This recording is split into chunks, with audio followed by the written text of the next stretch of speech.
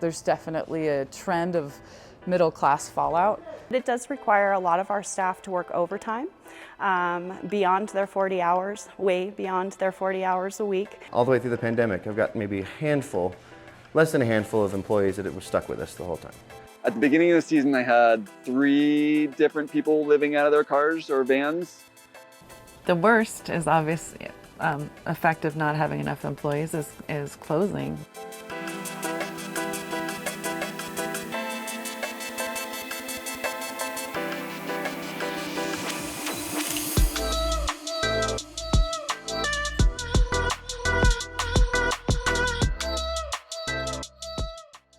I have worked within the transportation industry up here in Truckee, North Lake Tahoe region since 1999. Staffing within this region, I believe, has somewhat always been a challenge.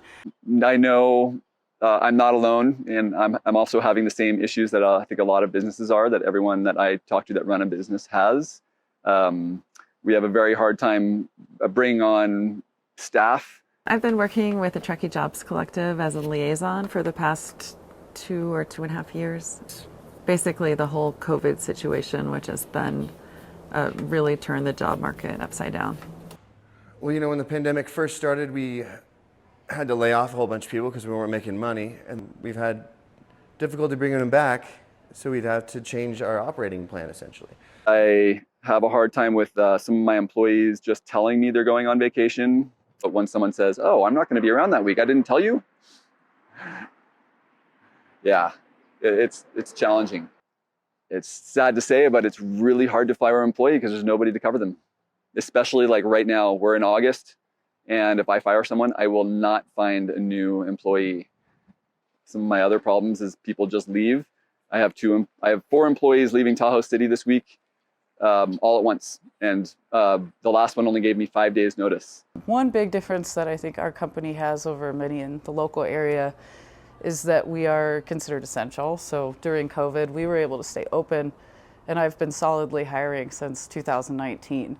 It's definitely been a struggle to find those employees because there's less and less seemingly around, or seemingly those who want to work. Right now, I would say the biggest challenge that we're facing as far as finding employees is just getting local help and getting qualified local help.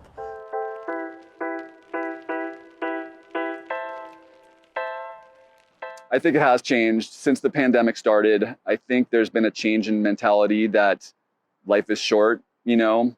I kind of need to do and I want to do what I want to do right now. Housing in our region is extremely expensive, whether you're looking to rent or to buy. It is costly to live here.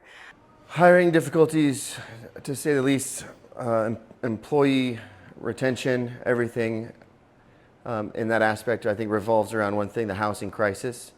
Without housing, we don't have the employees to work for us.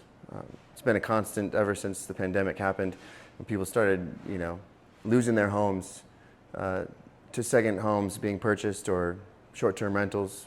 The prices have shot up. Obviously, it was already happening before the pandemic, and the short-term rentals was becoming an issue where people were buying homes to short-term rent. All of a sudden, the long-term rentals were disappearing and people were moving out. A lot of businesses thought, oh, we're going to get all these employees back, and it didn't happen. And so it is made more difficult here by the housing market. They can't, you know, they try to recruit from other places, but a lot of employers say, you know, if you don't already have a place to live, I'm sorry, I can't hire you here, because they know that it's just been too difficult for even locals to live here. You know, the pay rate for a lot of our staff is they make too much to qualify for the affordable housing, but yet not enough to really get into good housing in our region. I think it's the reason. I think some of the reasons that the staff doesn't stick around as long is there is a lot of opportunity out there. If you don't like this job, there's 5 more open down the road that you can go and look at. And that's pretty enticing, especially for someone who maybe is just coming to the area as a transient individual for the season, testing out the water, see what Truckee's like for the summer. Maybe I'll stay for winter. I don't know, we'll see how it goes. But if somebody down the road, in the winter is going to offer them a little bit more, it's hard for us to always compete with that. A lot of our employees are now coming from Reno, or even my applicants are applying from Reno or the surrounding areas of Truckee and Tahoe. There's not as many local applicants, unfortunately, because they're having to source out other housing options, either because of affordability or just because of lack of options. There's definitely not a whole lot on the market here in the rental capacity, and what is in the rental capacity here is not always as affordable to the jobs that we have here.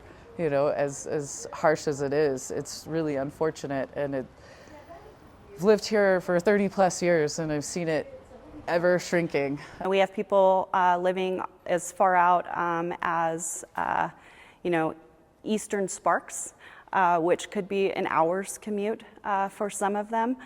Throw in a little weather and some chain controls, and they're really having to leave their house a few hours early to get here on time. I know that with gas prices the way they've been over the last 6 months, it's been extremely challenging for our staff. I would say another challenge for us is our proximity to the state of Nevada. The state of Nevada does not collect income tax, and the state of California does. So if you are a Nevada resident with a California employer, we do collect state income tax from you. So as Washoe County and the Reno Sparks area continue to develop additional opportunities and growth within that region, it tends to be something that people weigh a bit more because they can keep a few extra $1,000s in their pocket.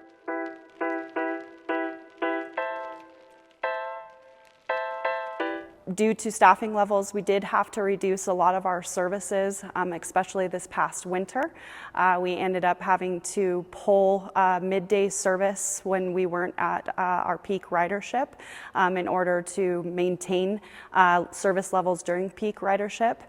We work very closely with a lot of our resort partners and small businesses in the region whose employees are extremely dependent on TART. So really understanding when and where their employees needed to be moved is important to us to be able to continue to provide the vital service to the community, but it wasn't our full service. And so a lot of those people who needed midday service were kind of left without.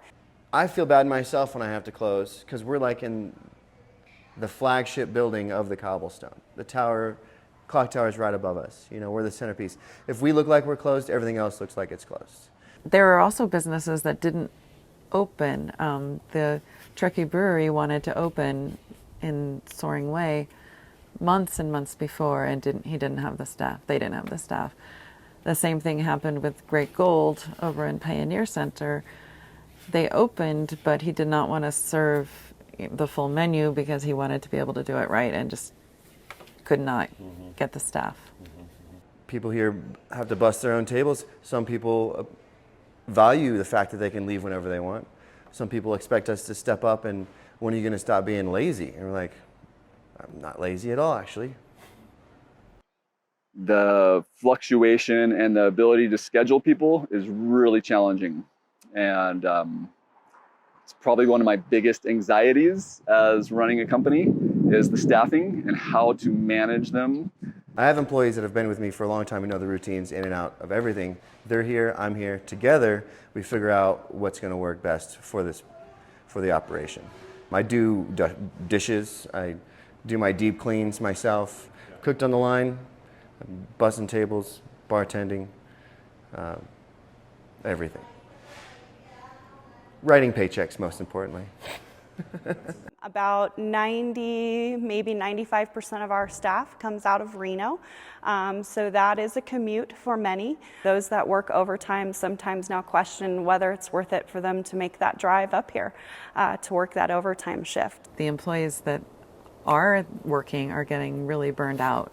We had to implement split shifts, and that, of course, impacts morale, people's enjoyment of their job, and things like that. And they have been wonderful partners to us at Placer County in continuing to come day in and day out, sometimes 6-7 days a week, to make sure that we're providing service to our community.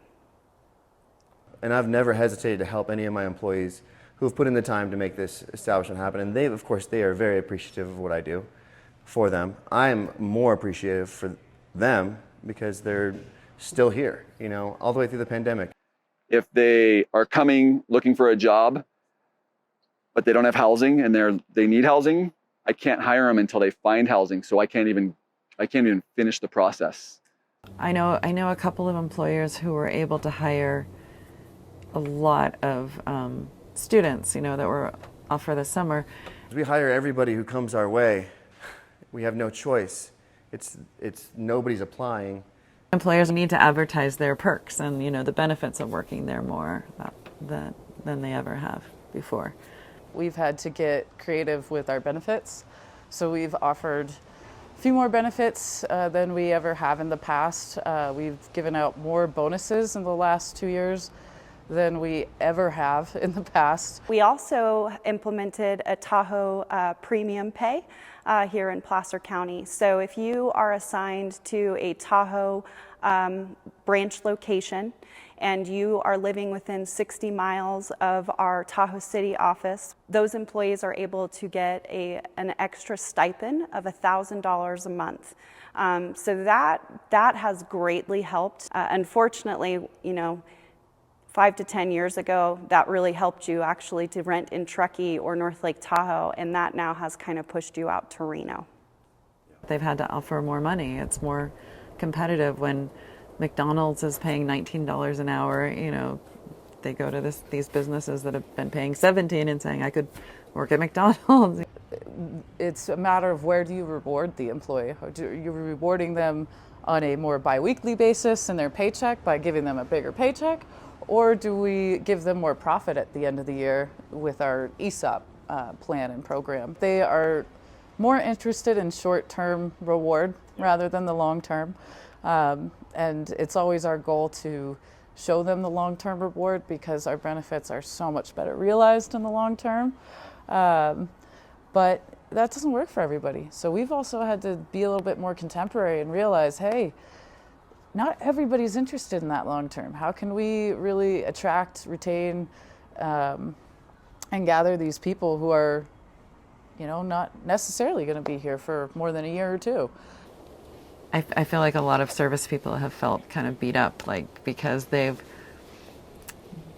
are not getting the appreciation that they used to, and they're still working more than they probably want to, dealing with people who are used to faster service. So I think it really helps when businesses put up a sign that says, "Hey, we're short-staffed, please be patient," which seems like it's not something that you would have to say. It goes beyond just appreciating our ice cream, the love from the community. There's a lot of people that totally understand what's going on, and they're like, way to hang in there. Like, it's pretty impressive what you're doing.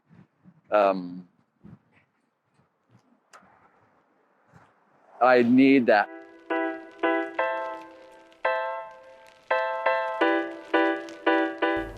I think the money is definitely helps, but people are really looking for flexibility. That's what a lot of job seekers are looking for. That's why they live here. And then we have so many, if you can offer a partially remote position there, those are kind of the two bigger things that we're looking for, that a lot of job seekers are looking for. I'm not sure of what the solution is. We do have ideas of bringing on some financial incentive, maybe a bonus at the end of the year. If they stay, if they limit their amount of time for how many vacations they take.